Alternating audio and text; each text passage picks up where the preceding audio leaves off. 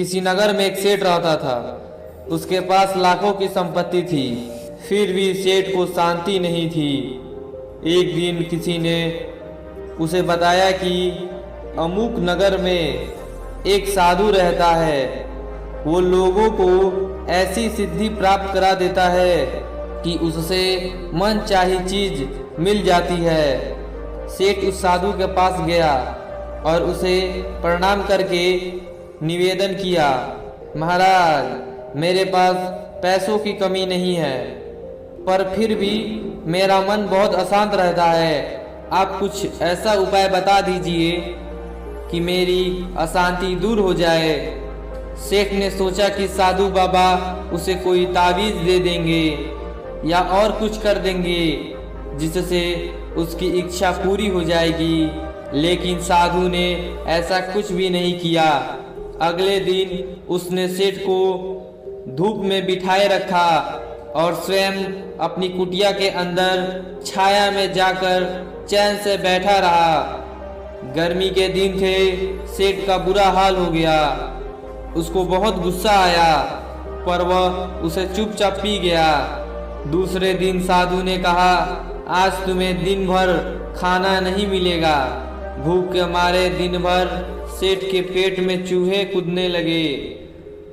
अन्न का एक दाना भी उसके मुंह में नहीं गया, लेकिन उसने देखा कि साधु ने तरह तरह के पकवान उसी के सामने बैठकर बड़े आनंद से खाए।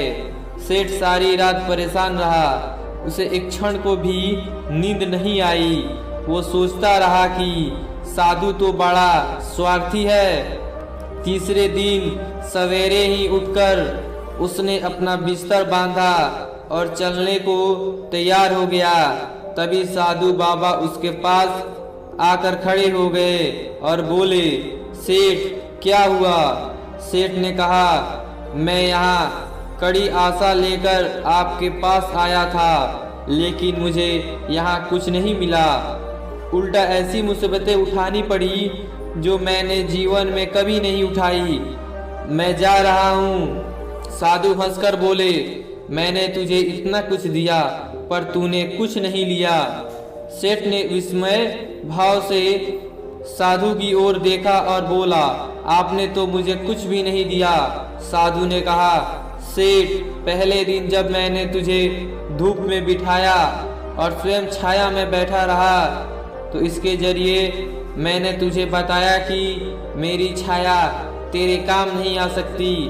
जब मेरी बात तेरी समझ में नहीं आई, तो दूसरे दिन मैंने तुझे भूखा रखा और स्वयं अच्छी पकवान खाई। उससे मैंने तुझे समझाया कि मेरे खा लेने से तेरा पेट नहीं भर सकता। सेठ, याद रख, मेरी साधना से तुझे सिद्धि नहीं मिलेगी। धन तूने खुद अपने पुरुषार्थ से कमाया है और शांति भी तुझे अपने ही पुरुषार्थ से मिलेगी। सेठ की आंख खुल गई और उसे अपनी मंजिल पर पहुंचने का रास्ता मिल गया। साधु के प्रति आभार व्यक्त करता हुआ वो घर लौट गया।